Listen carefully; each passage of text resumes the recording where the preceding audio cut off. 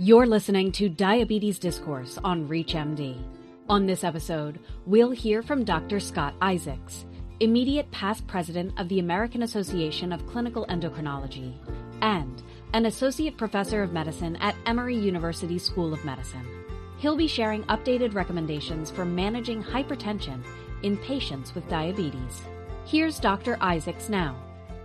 The hypertension algorithm in the AACE update recommends a blood pressure goal below 130/80 for most patients with diabetes, although lower targets below 120/70 may be considered for high-risk patients, especially those with either albuminuria or with established ASCVD. But the algorithm also recognizes individualized blood pressure goals, and these may be relaxed in patients with autonomic neuropathy or orthostatic acute coronary syndrome or just frailty or medication intolerance. And so the first-line agents for treating hypertension are ACE inhibitors and ARBs, especially when albuminuria is present.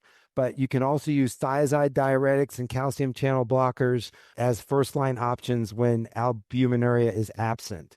And for patients who have very high blood pressure, and that's defined as at least 150/100, the algorithm recommends starting 2 medications at once. And for patients with resistant hypertension, first of all, they should be screened for hyperaldosteronism. And second of all, steroidal mineralocorticoid receptor antagonists such as spironolactone or eplerenone can be added to the ACE, ARB, or calcium channel blocker or a diuretic, but you have to make sure to monitor potassium in those situations.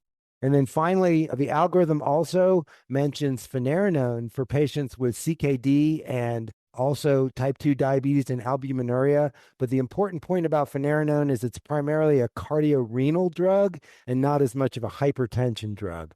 So it's important to think about this, though, in our patients who have albuminuria and type 2 diabetes.